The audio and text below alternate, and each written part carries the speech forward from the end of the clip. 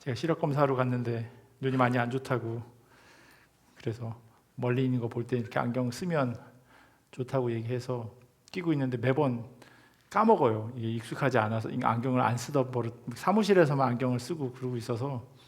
그래서 지난 주 2부 예배 때도 예배 시작하고 이러고 있다가 사도신경 때 안경 제가 꺼내서 꼈어요. 그래서 좀 어색하고 계속 그런데, 보시는 분들도 낯설고 어색하시더라도 그냥 이해해 주시면 좋겠습니다.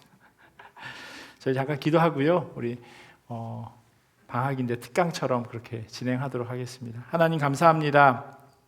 수요일날 저녁에 또 하나님께서 우리 가운데 허락하신 그 많은 것들, 또 그것을 가지고 우리의 삶을 되돌아보고 또 하나님의 말씀에 대해서 다시 한번 깊이 묵상하는 시간 되기를 원합니다.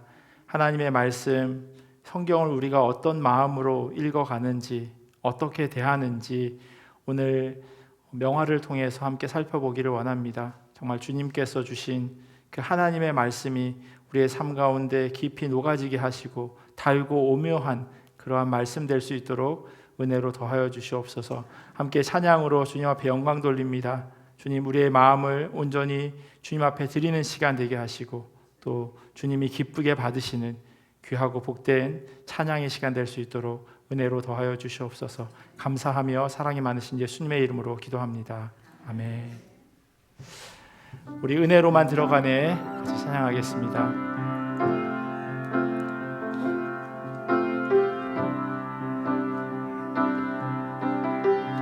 은혜로만 들어가네, 은혜로만 들어가네,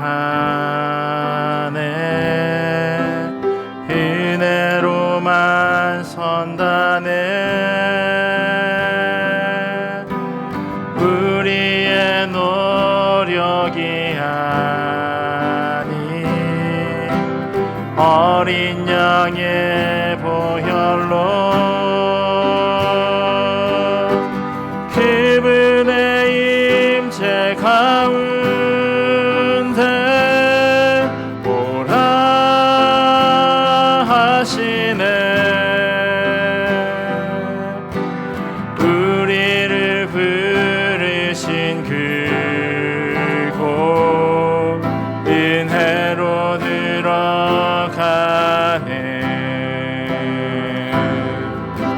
주님의 은혜, 우리 한 번 더 고백하며 나가겠습니다. 은혜로만 들어가네, 은혜로만 들어가네,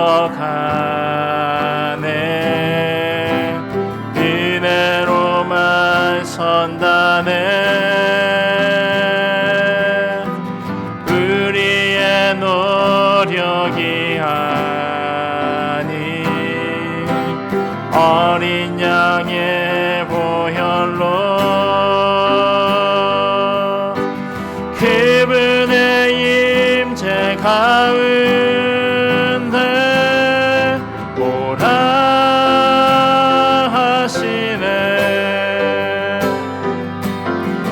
우리를 부르신 그곳 은혜로 들어가네. 주님의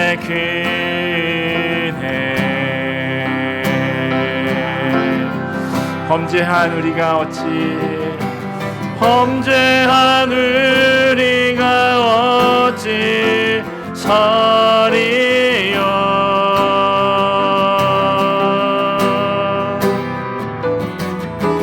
어린 양의 보혈이 깨끗게 하시네. 범죄한 우리가 어찌, 범죄한 우리가 어찌 서리요.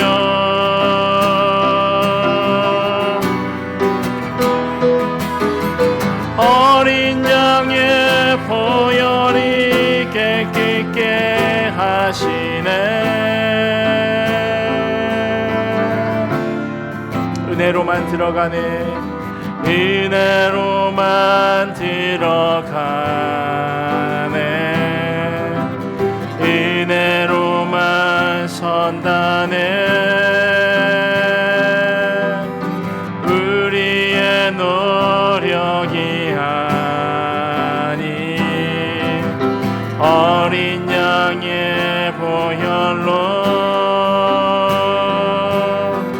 그분의 임재 가운데 오라 하시네. 우리를 부르신 그곳 은혜로 들어가네. 주님의 은혜, 주님의 은혜. 아멘. 우리 목마른 자들아 같이 찬양하시겠습니다.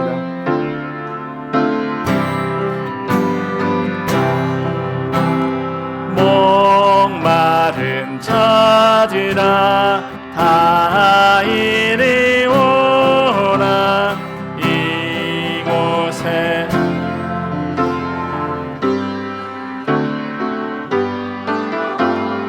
힘쓰고 애씀이 없을지라도 이 샘에 오며 다 마시겠네.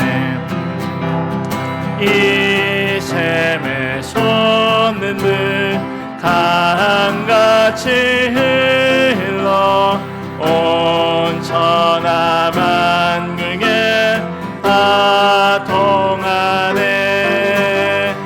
빈문학 귀천에 은별이 없이 다 와서 쉬고 또 마시겠네. 생명수 샘물을 마신 자마다 목 다시 마르지 아니하고 속에서 솟아나 생수가 되어 영원히 솟아 늘 풍성하리. 이 샘의 이름은 생명의 샘물. 저수정빛같이 늘 맑도다. 어린 양 보좌가 근원이 되어 생명수 샘이 늘 그치지 않네. 아멘. 주님의 말씀이요 우리에게 그렇게 생명수로 이렇게 마시어지는 그런 은혜가 이 저녁에 있기를 간절히 소원합니다. 우리 말씀 앞에서 함께 찬양하시겠습니다. 말씀 앞에서 경외함으로 주께 홀로 섭니다. 생명의 말씀 읽고 순종해 주를 예배하. 우리 한 번 더 고백할까요? 말씀 앞에서 경외함으로 주께 홀로 섭니다. 생명의 말씀 읽고 순종해 주를 예배합니다. 기록된 말씀 힘이 있어서 진리로 우리 거룩해 하며 거룩한 말씀 세세 영원히 복음이 되어 말씀하시는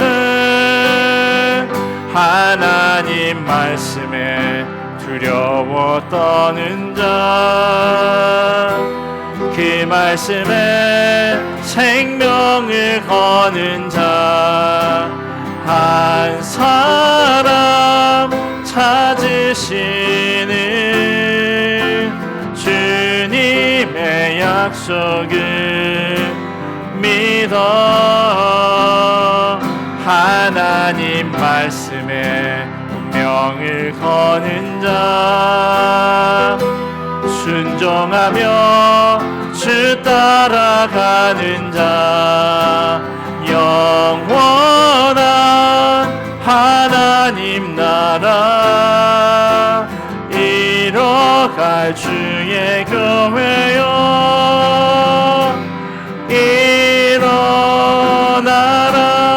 일어나라. 말씀 앞에서 경외함으로 주께 홀로 섭니다. 생명의 말씀 읽고 순종해 주를 예배합니다. 기록된 말씀 힘이 있어서 진리로 우리 거룩해 하며 거룩한 말씀 세세 영원히 복음이 되어 말씀하시네 하나님 말씀에 두려워 떠는 자, 그 말씀에 생명을 거는 한 사람 찾으시는 주님의 약속을 믿어 하나님 말씀에 운명을 거는 자, 순종하며 주 따라가는 자, 영원한 하나님 나라 이뤄갈 주의 교회여 일어나라. 내가 믿고 또 의지함을 내 모든 영평 찾으는 주님 늘 보여주실 것을 나는 확실히 내가 믿고 또 의지함을 내 모든 영평 아시는 주님 늘 보여주실 것을 나는 확실히 아네. 하나님의 은혜로 하나님의 은혜로 있을 데 없는 자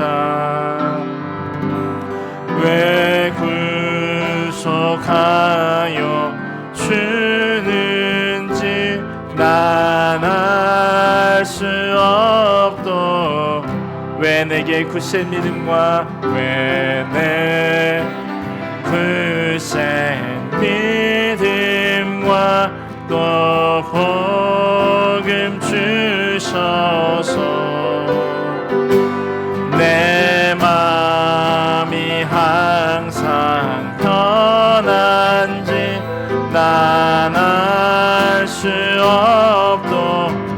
내가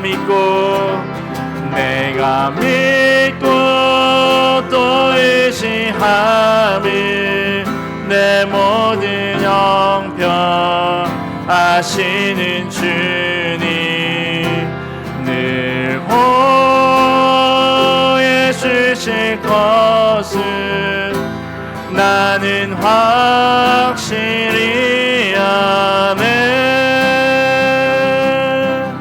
왜 내게 성령 주셔서 왜 내게 성령 주셔서 내 마음을 감동해 주 예수 믿게 하는지 난 알 수 주 언제 강림하실지 주 언제 강림하실지 혹 밤에 혹 낮에 또 주님 만날 그곳도 난 알 수 없도다.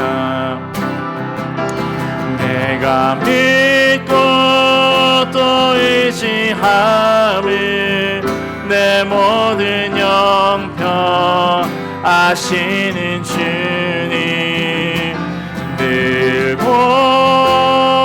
보여주실 것을 나는 확실히 내가 믿고 또 의지함을 내가 믿고 또 의지함을 내 모든 형편 잘 아는 주님 늘 보여주실 것을 나는 확실히 아네. 우리 한번 같이 기도하겠습니다. 하나님, 우리에게 하나님의 말씀이 들려지게 하여 주시옵소서. 여러 가지 많은 화가들을 통하여서 그려진 그 그림이 또한 하나님의 말씀을 보다 구체적으로 또 입체적으로 볼 수 있는 그런 도구 되기를 간절히 원합니다. 하나님이 여름 특강을 통하여서 더 하나님 깊이 만나는 시간 되기를 원하오니 하나님 은혜로 더하여 달라고 이 시간 함께 같이 기도하며 나아가겠습니다. 하나님 감사합니다.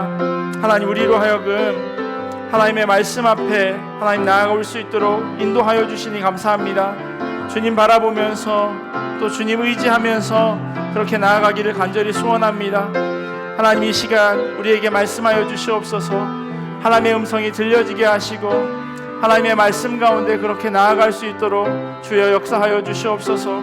하나님 이 저녁에 여름 특강으로 함께 모였습니다.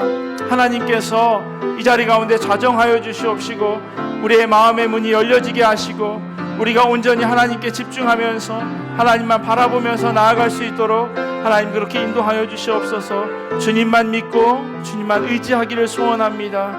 하나님 이렇게 주시옵소서.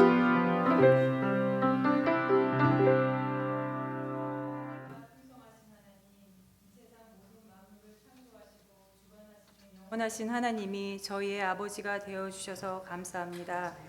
오늘 귀한 예배의 자리에 저희 자녀들과 함께 불러주셔서 주님의 이름을 찬양하며 주님께만 집중하며 예배드리기를 원합니다. 예수 그리스도의 보혈로 죽어 있었던 저희들을 구원하시고 하나님의 자녀로 삼아주셔서 감사합니다. 하지만 저희 마음에는 하나님보다 이 세상을 더 사랑하며 이 세상의 것들을 마음의 우상으로 삼아 살고 있는 죄가 있습니다. 주님이 나약하고 죄악된 모습을 용서하여 주시고 주님 안에서 마음과 영을 새롭게 하기를 간절히 원합니다. 하나님 아버지 이 시간 교회를 위해 기도드립니다. 먼저 몸과 마음이 아픈 하나님의 자녀들을 기억하시고 위로하여 주시옵소서. 주님 앞에 나와 부르짖으며 기도하면 저의 기도를 들어주시고 온 마음으로 구하면 주님을 찾고 만난다고 하셨습니다. 저의 간절한 마음의 소원을 들어주시고 주님의 선한 길로 인도하여 주시길 간절히 기도드립니다. 또한 저희 어린 자녀들을 위해 기도합니다. 여름방학을 맞아요. 아이들이 건강하고 안전하게 여름을 잘 지내게 지켜주시고 7, 8월에 있는 유치부, 청소년부, 청년부 여름 성경학교에도 도움의 손길을 보내주시고 귀한 은혜의 시간이 될 수 있도록 성령님께서 인도하여 주시길 간절히 기도드립니다.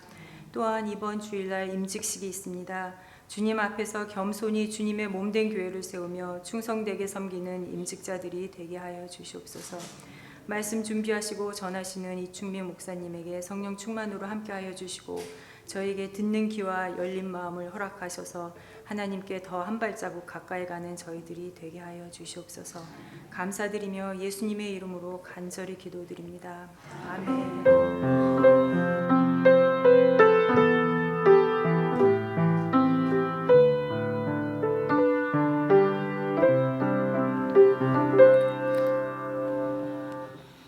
네, 저희 광고 드린 대로 이번 7월, 8월 아마 한 5회, 6회 정도가 되지 않을까 싶은데요. 여름 특강 명화를 통한 성경 산책 오늘 첫 시간입니다. 제가 그림에 대해서 뭐 조예가 있거나 그런 건 아니고요.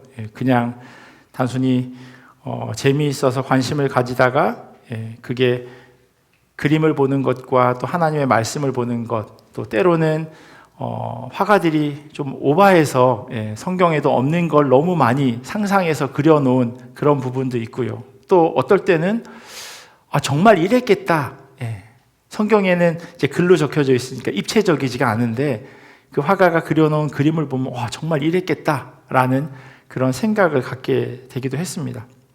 특별히 여름에요. 제가 매주 고민하고 이 시간을 준비할 예정입니다. 그러다 보니까 분명히 부족한 그런 부분들도 있을 거고요. 그래서 아마 여러분들이 같이 고민하고 또 같이 질문하고 그렇게 같이 배워가는 그런 시간 되려고 합니다. 혹시 미술관이나 박물관 좋아하세요? 미술관, 박물관. 저희 예전에요. 저희 이모가 조카들을 사촌 동생이죠. 사촌 동생이 저랑 나이 차이가 많이 나는데 꼭 한국에 오면 사촌 동생들을 데리고 이렇게 박물관 이렇게 투어를 하더라고요. 경주도 가고 국립중앙박물관 이런 데 막 가고 그러면 애들은 막 좋아서 그러는 게 입이 한 이만큼 나와가지고 롯데월드 가고 싶은데 국립중앙박물관, 역사박물관 이런 데 이렇게 봐야 된다고 막 그랬던 기억이 납니다. 저도 이렇게 막 박물관을 좋아하거나 미술관을 좋아하지 않았었어요. 그런데 제가 미국에서 공부할 때 저희 학교가 이제 맨하튼에 있었는데 그 학교 학생증이 있으면 그 맨하튼 안에 있는 그 박물관, 메트로폴리탄 뮤지엄이 공짜였어요. 그리고 아직도 그러는지는 잘 모르겠는데요. 제가 미국에 있을 때 그 메트로폴리탄 뮤지엄은 예를 들면 어덜트는 20불, 스튜던트는 10불, 차일드는 5불 이런 식으로 표가 이렇게 입장료가 써 있는데 사실은 써 있지만 그냥 1불만 내면 들어갈 수 있어요. 도네이션으로 운영되기 때문에 하지만 이제 관광객들은 잘 모르니까 거기 써 있는 대로 다 이렇게 내고 들어가는데요. 그래서 저랑 아내가 처음으로 거기 메트로폴리탄 뮤지엄에 갔었어요. 처음 방문하는 장소이기도 했지만 워낙 유명하다고 이야기 들어서 딱 들어갔는데 정말 엄청나더라고요. 제가 확인해 보니까 그 안에 있는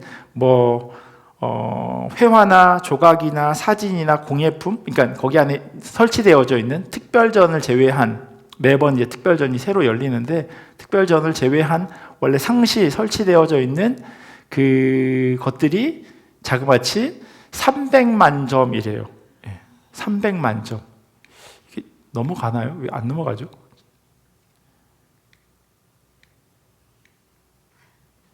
죄송합니다. 제가 이걸 눌렀어야 되는데 포인터를 눌렀는데 하나만 뒤로 넘겨주시겠어요? 네, 감사합니다. 저렇게 생겼어요. 저희 가시면 꼭 저 앞에 또 이제 사진도 찍고 막 그러는데 정말 어마어마해요. 300만 점이면 얼만큼 열심히 보셔야 하냐 하면요. 제가 또 사무실에 앉아서 또 이렇게 계산하는 걸 좋아해서 계산기로 막 두들겨 보니까 한 30일 정도 한 작품에 10초씩 그래서 24시간 30일 정도를 계속 보면 다 보실 수 있는 그러니까 하루에 한 5시간 정도를 그것도 감상이 아니라 그냥 관람이죠. 10초씩. 예. 그렇게 해서 본다고 해도 몇 개월이 걸릴 만큼 아주 어마어마한 그런 박물관입니다. 근데 문제는 뭐냐면요. 가서 봐도 뭐가 뭔지 모른다는 거예요. 그게 가장 박물관이나 미술관의 큰 단점입니다. 유명한 그림인 걸 알면 좋겠는데 저희가 아는 그런 뭐라 그럴까요? 이해할 수 있고 알고 있는 범위가 너무 좁잖아요. 그 루브르 박물관에 가면 모나리자 보고 다 이제 나오죠. 그 앞엔 줄이 막 이렇게 서 있고, 뭐 맨하튼의 모마에 가면 반 고흐가 그린 스타리 나잇이라고 하는 별 해는 밤, 그 작품이 있어요. 그 앞에 막 사람들 막 줄 막 엄청 서 있고 막 다들 그냥 그게 어디 있는지 그것만 보고 가려고 하고. 근데 그 나머지 작품들도 엄청나게 다 유명하고 대단한 작품인데 문제는 뭐냐면 우리가 모른다는 거예요. 아내랑 저기를 딱 들어갔는데요. 1층에 이렇게 두리번 몇 개를 보다가 이거 뭐지? 그런 생각이 들 찰나였어요. 저쪽에서요. 저희가 한국말을 들을 수 있을 만한 거리에 한 중년의 남자분 하나 그리고 중년의 여자분 둘 이렇게 세 분이 계시는 거예요. 근데 한국말을 하셔서 저희가 슬금슬금 이렇게 가까이 갔는데 거기 계신 두 분 여자분 중에 한 분이 한국 사람이면 따라오세요 이렇게 이야기를 하시더라고요. 그래서 이제 그 그룹 아닌 그룹에 이제 조인을 하게 됐어요. 나중에 알게 된 사실인데요. 그 두 여자분은 권사님이셨고요. 거기 이제 미국의 교포 권사님이셨고 그 남자분은 한국에서 구약을 가르치는 교수님이었어요. 근데 전공이 고대 근동이었어요. 왜 그렇게 셋이 같이 오셨냐 하면 제가 갔던 그때의 고대 근동 특별전, Near Ancient East인가 고대 근동 그 특별전이 열리는 때였어요. 그래서 그분을 모시고 그 두 분의 권사님들이 이제 설명을 들으면서 이제 거기를 관람하고 계셨던 거예요. 그리고 저희는 운 좋게 거기에 이제 조인을 하게 된 거죠. 정말 재밌었어요. 이 미술관에 갔을 때 어떤 그림인지 이게 뭐 비싸고 싸고와 상관없이 이게 언제 뭐 때문에 그려진 그림인지를 전혀 알지 못하는 그런 상태였다가요. 그걸 알게 됐을 때 정말 전혀 다르게 보이더라고요. 그게 어떤 느낌이냐면요. 제 아내가 예전에 어떤 교회 사역을 하는데 제 아내는 이렇게 사람들의 관심이 되게 많아요. 그래서 뭐 누가 머리를 했는지 아니면 뭐 안경을 새로 바꿨는지 뭐 이런 것들을 정말 잘 알아봐요. 저는 보통 빨리 알아보면 한 2주, 뭐 한 달 정도 뒤에 보통 잘 알아보고요. 심지어는 제 아내가 뭐 달라진 거 없냐고 물어봤을 때 이 머리 색깔을 바꿨는데도 제가 못 알아보고 그 다음 주에 또 물어봐서 머리는 지난주에 했는데 그때 머리를 잘랐더라고요. 그 정도로 제가 그걸 잘 모르는데 아내가 어떤 분을 보고 집사님 그 안경 새로 바꾸셨네요 그랬어요. 너무 안경 이뻐요 그랬더니 그분이 이거 뭐 땡땡땡 거예요 그렇게 이야기를 했어요. 그래서 제 아내가 이렇게 이제 리액션을 한 거예요. 근데 그분 표정이 썩 좋지 않았어요. 왜냐하면 그분은 이거 땡땡땡 거예요. 우와 진짜요? 이런 반응을 기대했는데 제 아내가 그런 그 명품 메이커를 모르는 거예요. 그래서 이렇게 반응을 해가지고 되게 당황스러운 적이 있었는데 아는 사람에게 있어서는 명품이지만 모르는 사람에게 있어서는 그냥 남대문에서 사는 안경이나 무슨 뭐 명품 안경이나 똑같잖아요. 그냥 안경에 뭐 알 있고 그림도 똑같더라고요. 그 교수님이요 그 작품에 이렇게 조각품 같은 거에 있는 막 글씨 써 있는 것들 그런 걸 하나하나 다 막 해석해 주고요. 거기 있는 동상들이 어떤 모양을 하고 있을 때 이건 어떤 의미다. 그런 얘기를 막 해주셨어요. 어떤 사람이 이렇게 있었는데 여기 뭐 그냥 이렇게만 있었어요. 근데 여기에 보통 이렇게 막대기 같은 게 꼽혀 있대요. 바알 신상이 보통 이렇게 생겼다고 하면서 그런 설명들을 해주더라고요. 되게 이게 여기 꼽혀 있는 거 이제 다 낡아서 없어지고 이제 동상만 남은 그런 모양인 거죠. 그렇게 한 3시간을요, 정말 바람처럼 지나갔어요, 시간이. 막 빨려 들어가는 것처럼. 그렇게 지나가서 3시간이 지나고 이제 점심을 먹을 시간이 돼서, 그럼 이제 각자 점심 먹읍시다 해서 저 건물 지하에 이제 그 카페테리아가 있어서 이제 따로따로 식사를 했는데, 식사를 하고 딱 일어났는데 찾을 수가 없었어요. 그 3분을. 아무리 두리번거려도 그분들을 찾을 수가 없어서 어떡하지? 그러다가 우리 그 1층은 봤으니까, 특별전은 봤으니까 2층으로 올라가자. 2층에 올라갔더니 이렇게 초상화 같은 것들이 막 걸려져 있는 그 방으로 저희가 처음 딱 들어갔는데요. 한 10분을 이렇게 산책하듯이 보다가 아내랑 저랑 눈이 마주치고 가자. 그렇게 됐어요. 왜냐하면 아래에서 설명을 해줄 때는요, 그 작품 하나하나가 천천히 봐도 그 의미를 다 이해할 수 있었는데, 막상 2층에 올라가서 저희 둘이 아무것도 모르는 상태에서 그림을 보니 여기 그려져 있는 여자가 어떤 여자인지, 어느 나라 사람인지, 언제 그려져 있는지는 밑에 써 있는데 잘 모르는 거예요. 그래서 그냥 집으로 돌아왔어요. 오늘부터 명화를 보게 될 텐데요. 제가 그 교수님처럼 그렇게 잘 설명을 하지는 못하겠지만, 그리고 제가 이 분야에 대해서 뭐 열심히 공부를 한 그런 사람은 아니지만 같이 배워가는 시간이 되었으면 좋겠어요. 그리고 특별히 어린 자녀들도 같이 와 있는데, 자녀들에게도 이런 좋은 기회가 있으면, 제가 바깥에 이렇게 서 있으면서 저희 그림 이렇게 표지 같은 거에 막 그림 있는 그걸 만들면서 저걸 하나하나 다 보러 갈 수 있었으면 좋겠다, 이런 생각이 들었는데, 혹시 어린 자녀들이 조금씩 크면서 어떤 다른 박물관이나 다른 나라, 다른 도시에 갔을 때 저런 그림들이 있으면 아마 여러분들의 기억에, 그리고 같이 계시는 성도님들의 기억에도 맞다, 그거다, 그런 생각이 아마 들게 되지 않을까 싶습니다. 제가 한 6권 정도 책을 같이 참조해서 이걸 준비하고 있는데요. 김학철 교수, 목사님이기도 한 그분이 쓴 렘브란트 성서를 그리다, 그리고 나카노 쿄고, 일본 사람이 쓰신 명화의 거짓말 성서편, 그리고 김영숙 씨의 성화 그림이 된 성서 등 한 6권 정도를 이렇게 제가 같이 보면서 준비해 나가고 있습니다.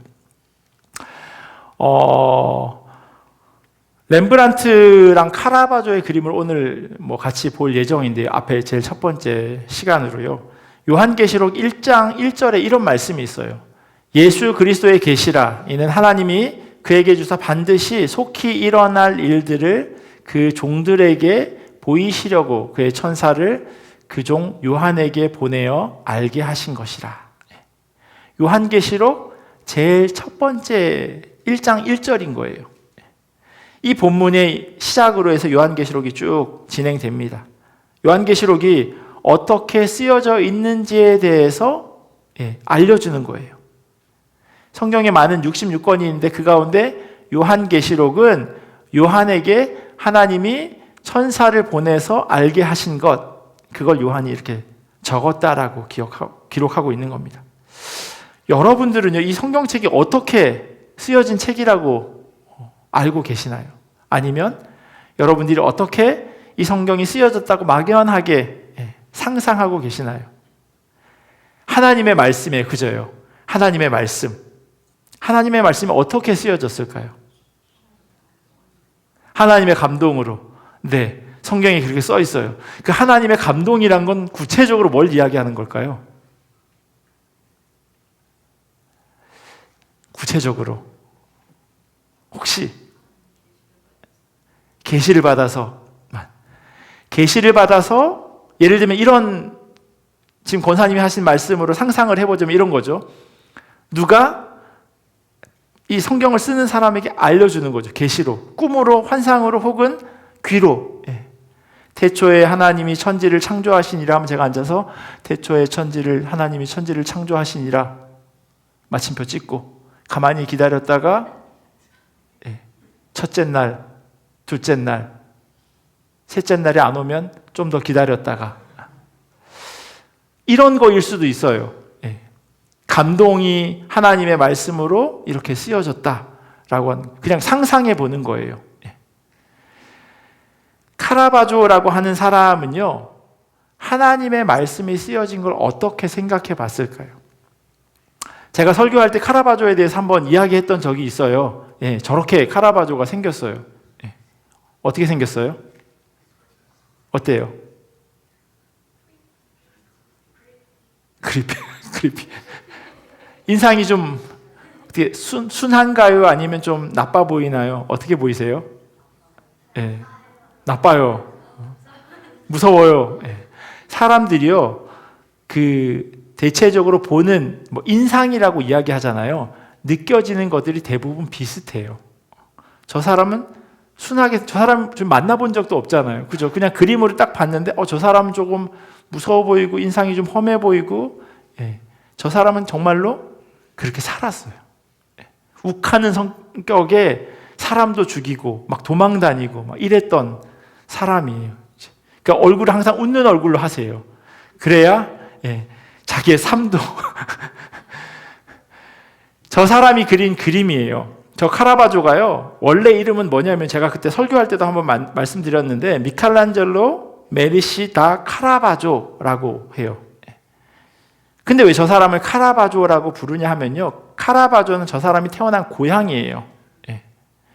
뭐 블라블라블라 생캐서린. 그럼 생캐서린, 생캐서린 하면 생캐서린 출신이라고 한 얘기인데, 저 사람이 태어나기 전에 워낙 유명했던 사람 미켈란젤로가 있었던 거예요. 그러니까 앞에 이름, 그 퍼스트 네임이 똑같은데 사람들에게 그렇게 불릴 수 없는 거예요. 왜냐면 헷갈리잖아요. 누구 얘기하는 거야? 제가 그 청소년부 EM권 수련회 가서 데니엘 이러면 여러 명이 막 반응하고, 데이빗 그래도 뭐 여러 명이 반응하는 것처럼, 그래서 저 사람이 자기 이름을 쓸 수 없는 그런 상황이 된 거죠. 왜냐하면 자기보다 워낙 유명한 사람이 있으니까. 그래서 그냥 사람들이 저 사람을 카라바조라고 그렇게 불렀어요. 이탈리아 밀라노 출신의 화가인데요. 다른 사람의 이름 때문에 자기 이름을 제대로 쓰지 못하는 사람. 그래서 한편으로는 그렇게 뭐 유명하지 않은 사람인가 보다라고 그냥 그런 사람으로 생각할 수도 있는 그런 사람인데요. 사실은 그렇지 않아요. 미술가, 화가가 얼마나 유명한가, 얼마나 대단한가는 어떻게 증명될까요? 예? 죽으면 뭐 가죽을 남기나요? 죽으면 어떻게 돼요? 그림값으로 화가는 자기의 그 유명세를 증명합니다. 그 프랑스 파리에 가면요, 그 몽마르트 언덕, 거기 가면 화가들이 그림 그리는 거 아마 가보신 적이 있으신지 모르겠어요. 저도 한번 가서 청년 때 갔었는데, 거기 갔더니 누가 그러시더라고요. 사람 화가를 잘 보래요. 그리고 누가 제일 빨리 죽을지 그 사람 그림을 사라고. 그 사람이 죽어야 그 그림값이 오른다고. 그런 농담을 하는데, 화가는 그 사람이 죽든지 살든지 상관없이 그 사람의 그림값을 통해서 그 사람의 가치가 증명됩니다.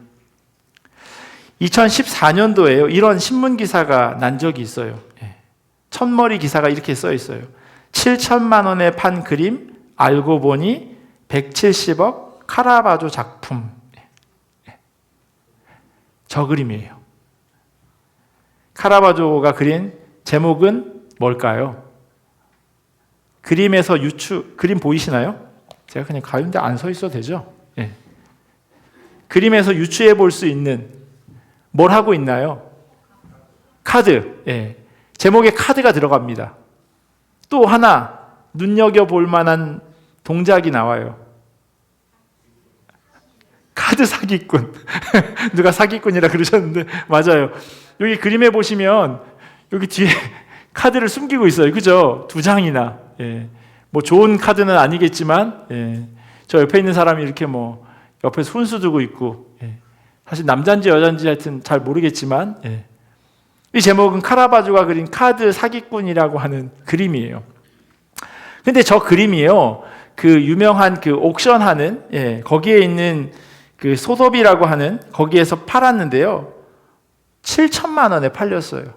왜냐하면 카라바조의 그림처럼 보이지만 똑같은 그림이 있어서 아마 다른 사람이 카피한 거다. 그런데 1600년대에 그린 그림이니 오래됐잖아요. 400년이나 됐는데 작품의 보존 상태가 너무 좋아서 7천만 원 정도로 해서 낙찰을 받았어요. 그런데 그 그림을 데니스 마혼이라는 사람, 여기 일단 깃털 보이시죠? 두 개가 어때요? 이거는 약간 좀 뭉쳐져 있죠. 그런데 얘는 이파리가 되게 막 선명해요.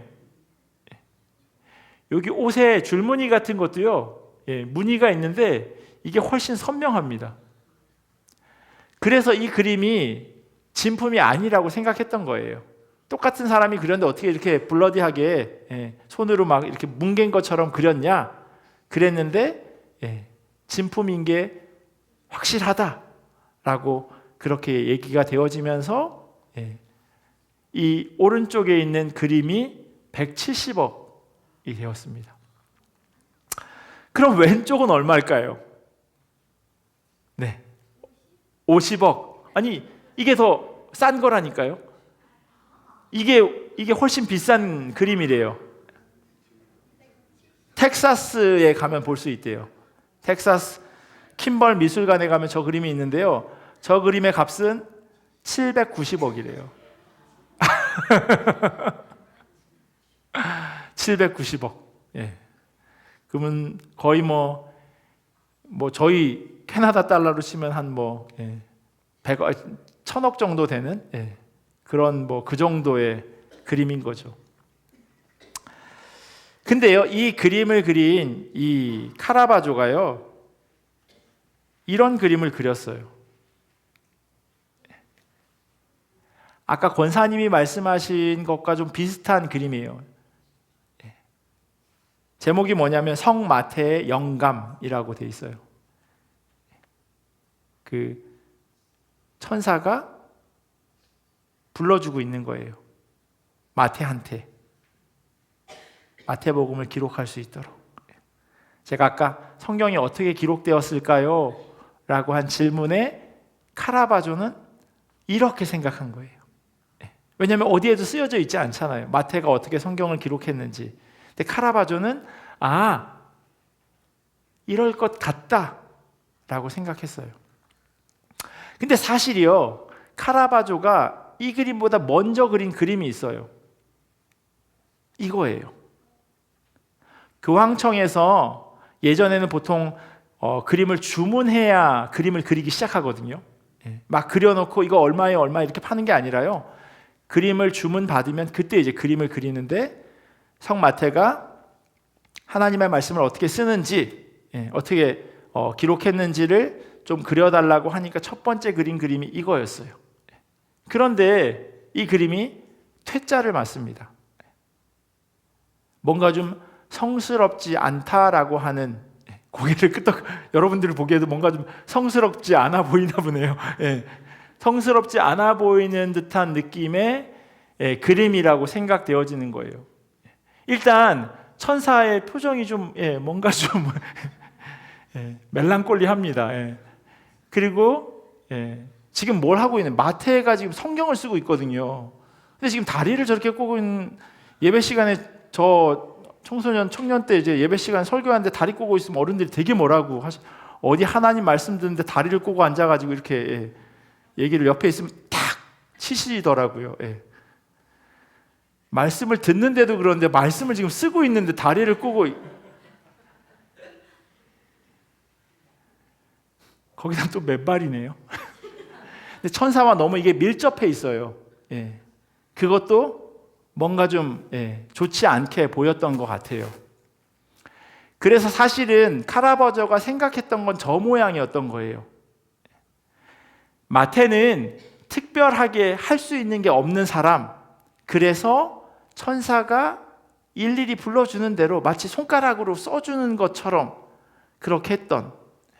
그러면 어떤 문제가 생기냐면요, 천사는 되게 대단한 존재, 그리고 예수님의 제자 중에 한 사람인 마태는 정말 별 볼 일 없는 사람으로 되어지잖아요.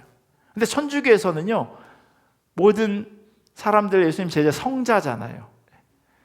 성자 세인트 매튜인데, 근데 저렇게 아무런 뭐라 그럴까 영향력도 없이 능력도 없이 그려지는 것에 대해서 동의할 수가 없었던 거예요. 그래서 그림을 빠꾸시킨 거죠. 다시 그려와. 그래서 그림을 다시 그린 겁니다. 그런데요, 이 사람도 뒤끝이 있는 것 같아요. 그냥 제 눈에는 그냥 그렇게 보여요. 왜 그렇게 보이냐면요, 주문한 대로 천사는 위에, 그리고 마태는 아래에 약간의 상하관계, 하나님의 말씀이 위에서 아래로 이렇게 내려오는 것처럼, 그리고 좀 전에 그림에는 없는데요, 이 그림에는 있는 게 있어요. 뭐냐면 마타 뒤에 이렇게 아우라가 있어요. 그래서 거룩한 사람이라고 하는 표시까지 넣어놨어요. 그래서 흡족해 합니다. 그래서 저 그림을 그대로 가져가요. 그런데 제가 왜 뒤끝이 있다고 말씀드렸을까요? 왜요? 카라바조요? 카라바조는 화가예요, 화가. 그냥 화가예요. 화가는 좋은 사람, 나쁜 사람은 없고요. 그냥 그 사람의 직업이 화가예요. 제가 왜 저 사람이 약간 뒤끝이 있다고 생각이 됐냐면요, 이 그림에요. 여기 보이세요? 이 가려져서 안 보이시나요? 이 마태가 무릎을 이렇게 요런 거에 이렇게 대고 있어요. 보이세요? 근데 저게 상당히 아슬아슬해 보여요. 보이시나요? 안 보이세요? 이게요, 약간 이렇게 걸쳐져 있어요. 그래서 잘못하면 이렇게 쓰러질 것처럼 그려놨어요. 뭔가 불안정하게 그림을 그려놓은 거죠. 나는 내 생각엔 이건데, 그래, 알았어, 그려주지.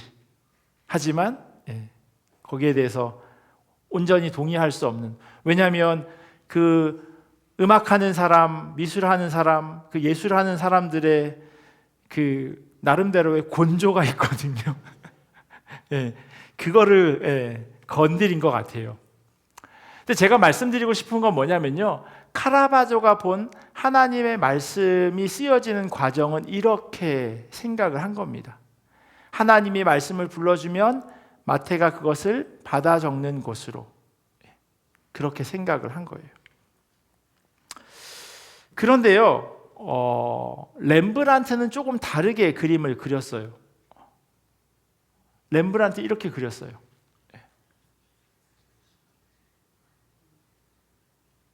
다름이 느껴지시나요? 아까 그 그림과 이 그림, 일단 카라바조가 처음에 그렸던 것처럼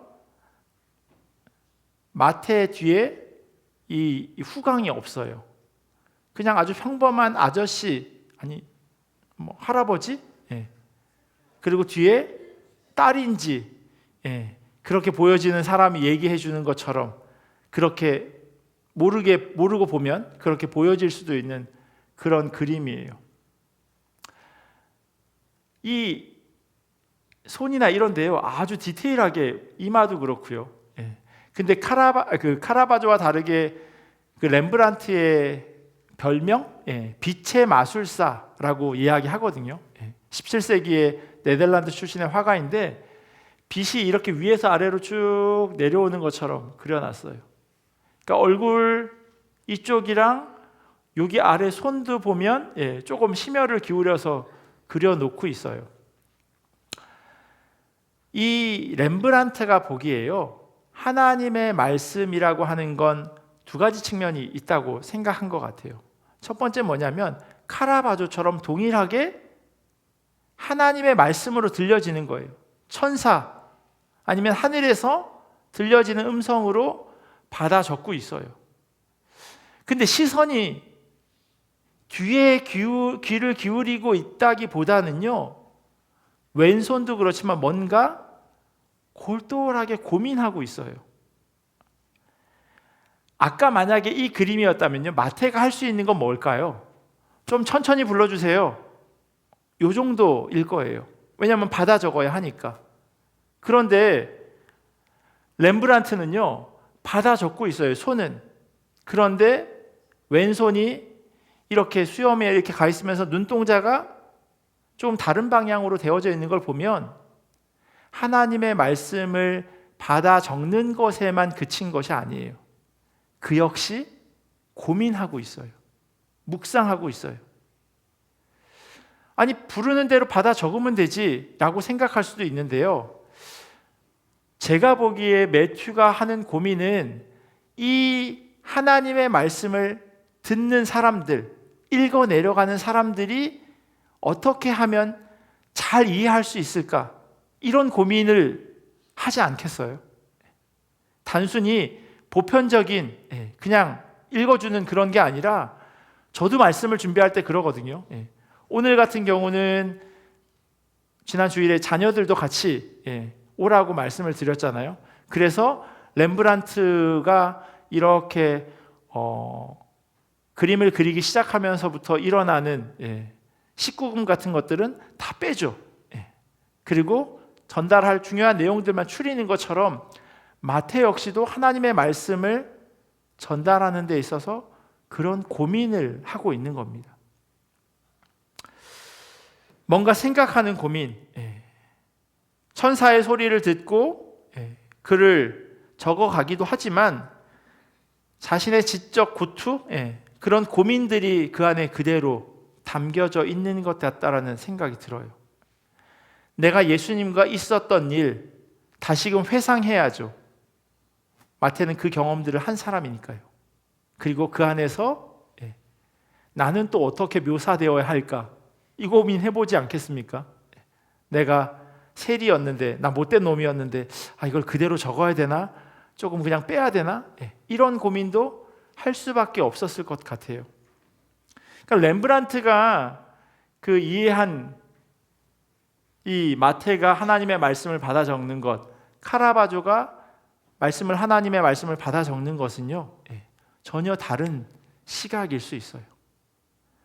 여러분들은 어떻게 하나님의 말씀이 적혀졌다고 생각하시나요? 정답이 있는 건 아니에요. 하지만 각자가 다른 상상들은 해볼 수 있을 것 같아요. 그게 무오하거나 신성모독처럼 여겨지는 부분은 아니니까요. 가려져 있는 부분, 그런데 하나님이 우리에게 주시는 말씀 과연 어떻게 쓰여졌을까? 충분히 고민해보고 질문해 볼 수 있는 일이라고 생각되어집니다. 왼쪽이 계시, 하늘로부터 오는 계시라면요, 오른쪽은 숙고하는, 묵상하는 시간으로도 그렇게 보여집니다. 우리는 성경을요, 제가 말씀드린 것처럼 읽는 것으로 이해해요. 읽는 것. 그런데요, 렘브란트는 또 다른 시각으로 성경에 대해서 바라보고 있었어요. 제가 말씀 하나 읽어드릴게요. 제가 요거 성경책. 또 에셀 지파 바누엘의 딸 안나라 하는 선지자가 있어 나이가 매우 많았더라. 그가 결혼한 후 7해 동안 남편과 함께 살다가 과부가 되고 84세가 되었더라. 이 사람이 성전을 떠나지 아니하고 주야로 금식하며 기도함으로 섬기더니 마침 이때에 나와서 하나님께 감사하고 예루살렘의 속량을 바라는 모든 사람에게 그에 대하여 말하니라. 누가복음 2장에 있는 말씀인데 어떤 장면이냐면 이 앤이라고 하는 안나라고 하는 사람이 예수님이 태어난 걸 목격하는 겁니다. 예수님이 이렇게 오는 거를 본 장면이에요. 렘브란트는요, 성서란 손을 대고 이해하면서 읽어가는 책이라고 하는 생각을 가지고 있었어요. 왜냐면요, 이 예언자 프로펫 앤이라고 하는 이 안나를 이렇게 그려놨어요. 손으로 하나씩 하나씩 따라 읽어가고 있는 그런 장면이에요.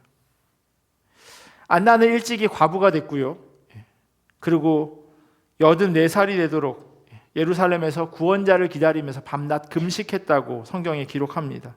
마침내 안나가 아기 예수를 만나고요, 자기가 기다리던 그 메시아임을 공개적으로 선포하는 장면이에요. 이 그림에도 빛을 사용하고 있습니다. 그런데 조금 다른 건요, 뭔가 빛이 이렇게 쭉 오는 것 같은 느낌이 그냥 환하게만 그려져 있는 그런 장면입니다. 렘브란트가 이 그림 가운데서 조금 심혈을 기울인 부분이 이 부분인 것 같아요. 아주 나이가 들어서 이제는 성경에 기록된 대로 84살이세요. 그런데요, 진짜 이 주름과 이 조금 더 확대하면 이렇게 핏줄까지도 정말 디테일하게 잘 그려놓은 그런 그림이에요. 그런데 이 호호 할머니가 하나님의 말씀을 어떻게 읽어가냐면, 보세요, 눈도 잘 안 보일 것 같은데 그럼에도 불구하고 큰 성경을 이렇게 더듬더듬 읽어가십니다. 사실 성경적이지 않은 그림이에요. 왜일까요? 네? 네. 그거 17세기에 일반인들이 이제 읽기 시작했던 때거든요. 물론 저런 성경책을 구하기는 어려웠을 거예요. 그런데 제가 말씀드리는 건 안나가 예수님이 태어났던, 그러니까 1세기인 거죠. 그러면 저 그림은 성경적이지 않다는 거예요. 왜냐하면 성경은 두루마리로 되어져 있어야 하는 거죠. 그러니까 작가의 상상인 거예요. 작가가 그 시대로 간 게 아니라 성경을 이 시대로 끌어온 거죠. 그래서 이 시대에서 내가 어떻게 이해하고 해석하는가로 그림을 그려놓은 거예요. 그럼에도 불구하고 렘브란트가 강조하고자 하는 게 있는 거예요. 특별히 17세기에 그려진 그림이 21세기에 사는 우리에게 가르치고자 하는 것이 저는 있다고 생각해요. 주일날 성경책을 가지고 오지 않으시는 분들이 제법 많으세요. 그죠? 교회 비치되어 있는 성경책, 혹은 저도 그렇지만 주머니에 이렇게 성경책이 하나 이렇게 뭐 새번역도 있고요, 뭐 개역개정 성경에 NIV에 뭐 여러 가지 주석까지 다 있습니다. 그런데요, 물론 저 때 셀폰이 없었으니까 라고 이야기할 수 있지만 저 그림을 통해서 우리가 배울 수 있는 건 그거라는 거예요. 하나님의 말씀을 손으로 하나하나 넘겨가면서 읽어가는 것, 그 의미를 렘브란트는 알았나? 이런 생각이 들더라고요. 저는 아직까지 그렇게 세대가 젊은 세대, 늙은 세대 사이 어디쯤인 것 같은데요. 젊은 세대요. 청년들은 저보고 뭐 나이 많다 그럴 거고요. 여기 집사님, 권사님, 장로님들은 또 아유 젊네요, 목사님 젊어요, 뭐 이렇게 얘기하시겠죠. 그런데 책은요, 이상하게 종이책이 아직은 좋더라고요. 구할 수 없어서 킨들이나 아니면 다른 그 전자책을 한국에서 이렇게 그냥 사서 보기도 하는데요. 근데 이상하게요, 잘 안 읽혀져요. 그리고 종이에 이렇게 좀 줄을 쳐야 하는데 여기에도 똑같은 기능이 있거든요. 근데 이상하게 이 느낌이 안 와요. 하나님의 말씀을 읽는 데 있어서 모르겠어요. 그건 세대 차이일 수도 있고 아날로그와 뭐 디지털의 차이일 수도 있겠지만, 하나님의 말씀을 가까이 두고 계속해서 읽어간다? 저는 아직까지는 가급적이면 종이책을 좀 읽는 것을 권해드리고 싶어요. 매번 하나님의 말씀을 펼쳐서 읽고 줄도 치고, 누구는 그게 모두 다 하나님의 말씀, 좋은 말씀인데 왜 줄을 치냐고 하지만, 그래도 줄을 치고 날짜도 적고 이 구절을 묵상하면서 느꼈던 그런 느낌들도 적어보는 건 저는 성경 읽기에 참 좋은 방법이라고 생각합니다. 렘브란트는요, 그 느낌을 알고 있는 것 같아요. 하나님의 말씀을 어떻게 읽어가야 하는지. 그런데요, 렘브란트의 제자인 또 다른 사람이 프라펫 N이 안나, 예언자 안나에 대해서 똑같은 사람으로 그림을 그렸어요. 이 그림의 모델은 누구일까요? 누구를 모델 삼아서 렘브란트와 렘브란트의 제자가 그림을 그렸을까요? 렘브란트가 돈이 많지 않았던 때였어요. 그러니까 모델을 구하기가 쉽지 않았어요. 그러면 가까운 사람, 엄마, 예, 렘브란트의 엄마를 모델로 렘브란트와 렘브란트 제자가 그림을 그렸대요.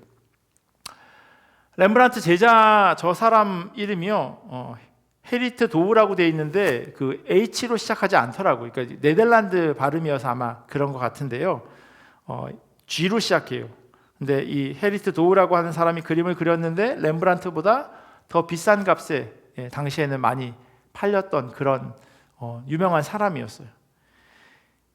렘브란트가 그린 그림이 성경책을 손으로 읽어가면서 한 장 한 장 넘기면서 그려내는, 읽어가는 그런 하나님의 말씀이라고 한다면요, 저 도우가 생각하는 하나님의 말씀은 저 손 모양이요, 기도하는 모양으로 보여지죠.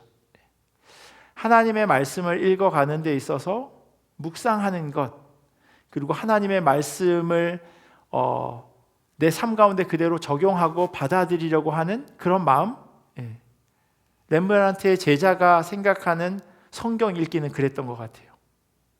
내가 이 성경을 읽고 하나님, 내가 이 말씀대로 살아가게 해주십시오. 혹은 하나님, 이 말씀이 내가 잘 이해되고 소화되게 해주십시오 라고 하는 성경 읽기의 모습인 것 같아요. 저 두 그림 다 우리에게 필요한 그러한 모양인 거죠.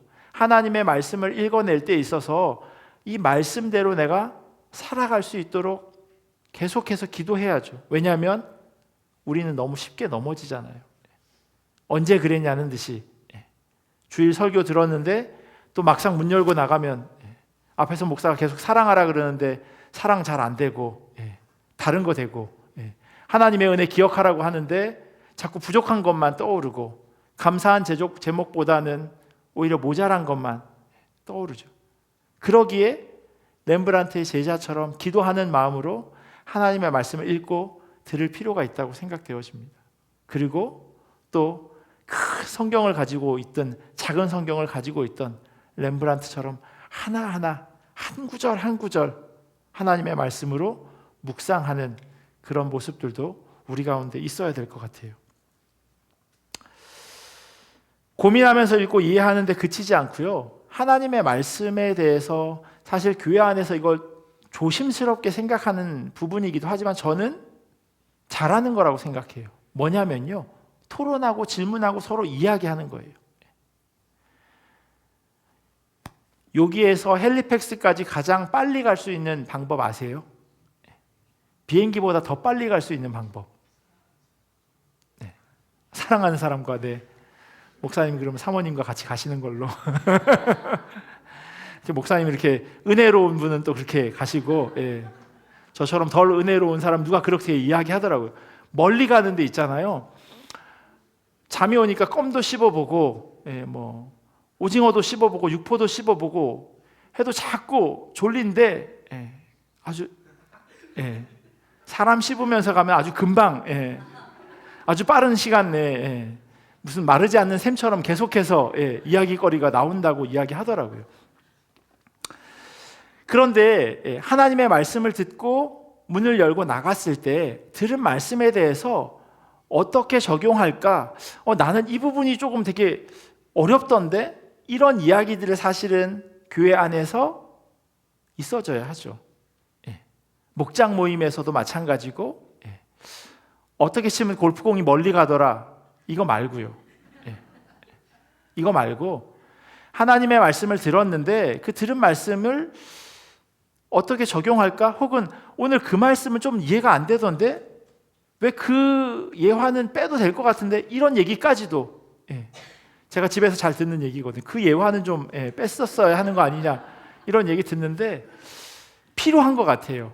하나님의 말씀을 들었으면 그걸 내가 소화하기 위해선 가족이든 아니면 동역자든 같이 하나님의 말씀을 이야기할 수 있어야 한다고 저는 생각해요.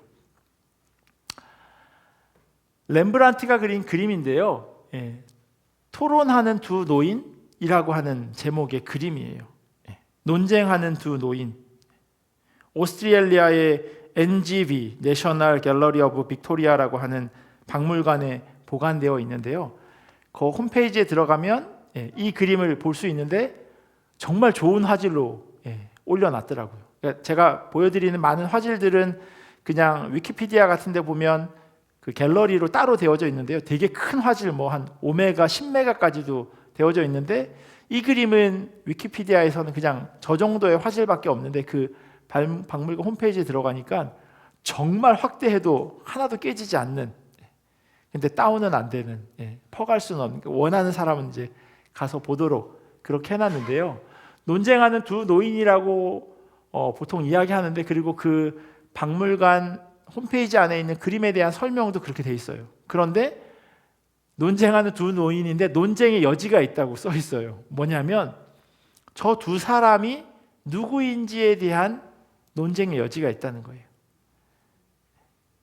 그래서요, 성서와 관련되어 있는 공부를 한 사람들은 저 두 사람이 베드로와 누굴까요? 베드로와 바울. 웬 베드로와 바울? 맨날 베드로, 안드레, 야고보와 요한 뭐 이렇게 나와야 되는데 왜 베드로와 바울일까? 베드로와 바울이라고 이야기합니다. 그런데 베드로와 바울이 아니라 그냥 두 노인이라고, 논쟁하는 두 노인이라고 이야기하는 이유가 있어요. 왜냐하면 많은 그림들 가운데 베드로가 등장하면 이게 나와야 하고요, 바울이 등장하면 저게 나와야 돼요. 꼭 있어야 하는 것이 있어요. 얘는 누굴까요? 얘는 아니지만 이분은 누구실까요?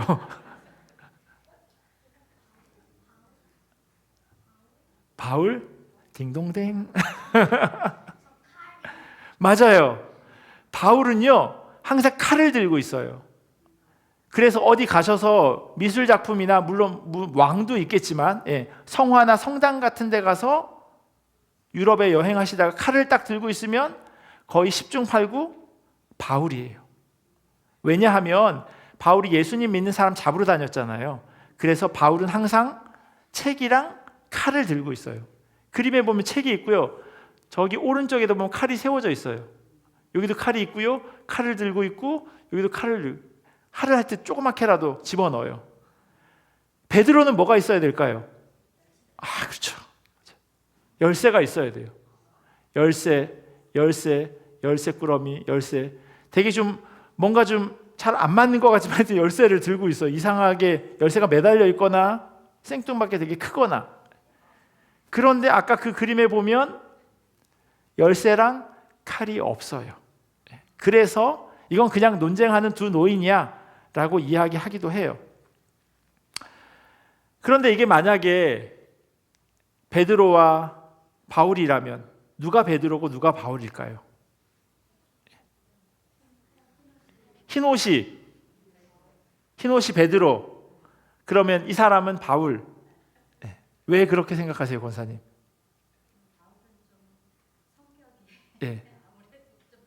공격적이야. 이 사람이 공격적인 거예요 지금? 책.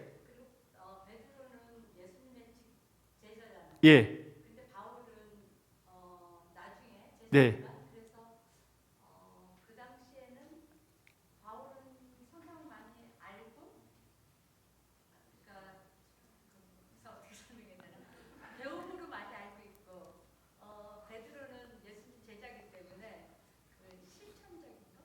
되게 막 혼재돼 있어요. 지금 힌트들이 여기도 있고 힌트도 저기도 있고 막 그런 지금 상황이에요. 아까 얘기한 대로 바울은 약간 막 칼 차고 막 지가 막 잡으러 다니, 누가 시키지도 않았어요. 그런데 막 대제사장한테 가서 빨리 공문 하나 끊어달라고 얘기해서 가는 사람, 따지기 좋아하는 사람. 누가 따지고 있나요? 흰머리, 둘 다 흰머리구나. 흰옷이 따지고 있어요. 그죠? 그래서 저 사람을 바울이라고 많이 이야기해요.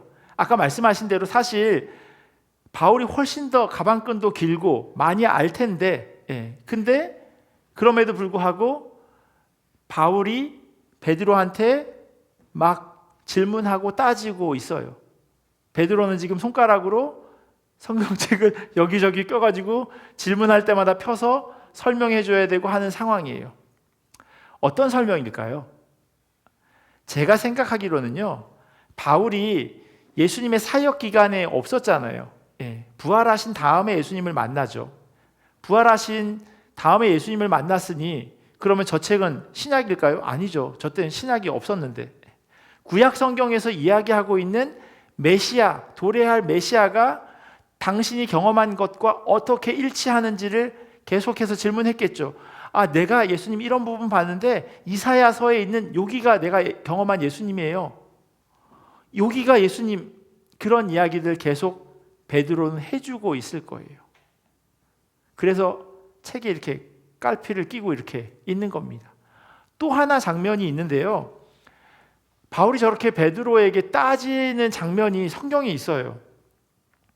갈라디아서 1장 18절에 보면요, 이런 말씀이 있어요.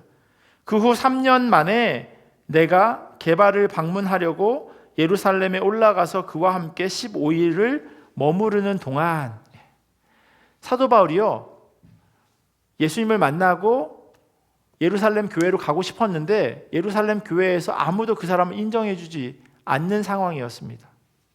그러지 않겠습니까? 혹시 만났다가 예수 믿는다고 얘기했다가 잡아가면 어떡하게요? 그러니까 안 만나주는 거예요. 그래서 광야에 3년간 가 있어요. 그리고 나서 다시 와서 3년 만에 베드로를 방문합니다. 그래서 그때 예수님의 사역의 모든 내용들을 들었다라고 많은 학자들은 이야기해요. 여기서 이야기하고 있는 방문, 올라가서라고 하는 이야기를 보면 예루살렘이 위에 있어서 올라가서라고 이해할 수 있지만요, 원어를 보면 영어 성경에 보면 이렇게 돼 있어요. 친해지다라고 하는 그런 의미로 쓰여져 있어요. 그런데 원어를 보면 뭐라고 돼 있냐면요, 자세히 질문하다, 질문을 통해 조사하다 혹은 방문해서 지식을 얻다라고 하는 단어를 사용하고 있어요. 그러니까 바울이 베드로를 만나러 간 건요, 단순히 그냥 친목 도모의 목적이 아닌 거예요. 조사하고 배우고 싶었던 거예요. 과연 내가 다메섹 가는 그 길에 만난 그 예수님이 어떤 삶을 사셨는지, 나는 그냥 신성모독하는 사람이라고 생각해서 그 사람 믿는 사람 잡으러 다녔는데 그게 아닌 것 같은데 베드로에게 당신이 경험한 그 예수님 알려달라고 이야기를 한 겁니다. 그런데 아까 그 그림 보면 따지는 장면이죠. 뭘 따지냐면요, 갈라디아서 2장이 이렇게 써 있어요. 게바가 안디옥에 이르렀을 때에 책망받을 일이 있기로 내가 그를 대면하여 책망하였노라. 야고보에게서 온 어떤 이들이 이르기 전에 게바가 이방인과 함께 먹다가 그들이 오매 그가 할례자들을 두려워하여 떠나 물러가매 남은 유대인들도 그와 같이 외식함으로 바나바도 그들의 외식에 유혹되었느니라. 그러므로 나는 그들이 복음의 진리를 따라 바르게 행하지 아니함을 보고 모든 자 앞에서 게바에게 이르되 네가 유대인으로서 이방인을 따르고 유대인답게 살지 아니하면서 어찌하여 억지로 이방인을 유대인답게 살게 하려느냐 하였더라. 이렇게 돼 있어요. 베드로가요, 이방인과 함께 식사를 하고 있었던 거예요. 그런데 예루살렘 교회에서 사람들이 왔네요. 야고보가 보낸 사람들인 거죠. 그러니까 베드로가 그냥 밥을 먹다 그냥 부랴부랴 그냥 자리를 떠버렸어요. 예루살렘 교회에서 온 사람들이 베드로가 이방인이랑 밥 먹네? 라고 하는 이야기를 할까 봐. 그게 전혀 잘못되지도 않았는데, 근데 바울이 사역하던 주된 대상은 누구였냐면 이방인들이었어요. 그러니까 사도 바울이 베드로에게 따지고 있는 겁니다. 사실요, 가당치도 않은 일이에요. 베드로는 예루살렘 교회 수장이에요. 그리고 지금 예를 들면 신학교 1학년, 그리고 총회장, 감독회장 이런 급이 다른데 와서 따지고 있는 거예요. 그런데 바울은 아무렇지도 않아 해요. 왜냐하면 예수님 보시기에 네가 잘못하지 않았냐라고 하는 이야기를 하고 있는 거예요. 아까 그 그림에서요, 여기 보시면 칼이 있죠. 이 얼굴하고 이 얼굴하고 닮았고요. 이 얼굴하고 열쇠가 뒷모습이 같아요. 렘브란트가 그려놓은 다른 그림에서 가져와 보니 똑같이 생겼네. 그래서 성서학자들은 저게 논쟁하는 베드로와 바울이라고 이야기하고요. 그리고 성서학자가 아닌 사람들은 그게 없지 않냐고, 칼이랑 열쇠가. 그래서 아니라고도 이야기하는 그런 모습이 있습니다. 성경을 어떻게 대할 것인가? 오늘 전체적인 그림에 대해서 제가 오늘 얘기가 좀 길어졌는데요. 다음 주에는 좀 더 짧게 할게요. 우리 애들 지겨울 텐데. 계시의 말씀으로 받고 깊이 묵상하는 그런 훈련들이 우리에겐 필요합니다. 하나님의 말씀은 하나님의 말씀, 하나님이 주신 말씀이 당연히 계시죠. 그리고 그 말씀을 깊이 묵상해야 하는 겁니다. 손으로 짚어가면서 읽어야 하고요. 기도하는 마음으로 하나님의 말씀을 읽어야 합니다. 그리고 아까 급이 안 된다고 이야기했죠. 감히 바울이 베드로에게. 그런데 그렇게 이야기할 수 있는 이유는요, 성경이 기준이기 때문입니다. 하나님의 말씀을 기준 삼아서 잘못된 것에 대해서는 잘못됐다고 이야기할 수 있었던 거죠. 바울은 그런 사람이었습니다. 우리 삶의 기준이 어디 있어야 하는지를 성경은 분명히 우리에게 알려주고 있습니다. 삶의 기준은 언제나 하나님의 말씀, 그리고 그 하나님의 말씀을 대함에 있어서 우리를 어떻게 대해야 하는지 여러 화가들이 우리에게 알려주고 있어요.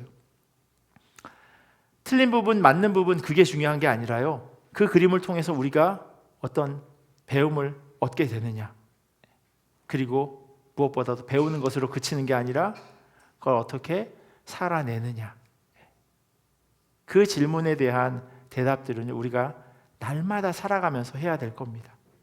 하나님 앞에서, 하나님, 내가 오늘은 잘 못 살았습니다. 회개하고요. 그 다음 날엔 하나님, 그래도 제가 어제보다 오늘은 좀 더 잘 살았습니다. 그렇게 하나님 앞에 이야기할 수 있는 그런 삶의 모습들이 우리 가운데 있어야 할 줄 믿습니다. 기도하겠습니다. 하나님, 감사합니다. 여러 화가들의 그림을 통해서 또 주님께서 우리에게 말씀하시는 것 보게 하시고 또 듣게 하시니 감사합니다. 하나님의 말씀이 얼마나 귀한 것인지 우리로 기억하게 하시고 또 그 말씀을 귀하게 여기게 하시고 또 말씀을 읽어낼 때마다 때로는 생겨지는 질문에 어색해하거나 위험하다고 여기기보다는 내가 하나님의 말씀을 더 깊이 묵상하려고 하는구나, 내가 하나님께 더 가까이 가려고 하는구나 라고 하는 마음으로 하나님의 말씀을 읽어가게 하여 주시옵소서. 함께 모여서 대화 나눌 때마다 언제나 하나님의 말씀이 중심되게 하시고 주님께서 우리에게 알려주시는 대로 우리가 날마다 살아갈 수 있도록 은혜로 더하여 주시옵소서. 감사하며 사랑이 많으신 예수님의 이름으로 기도합니다. 아멘.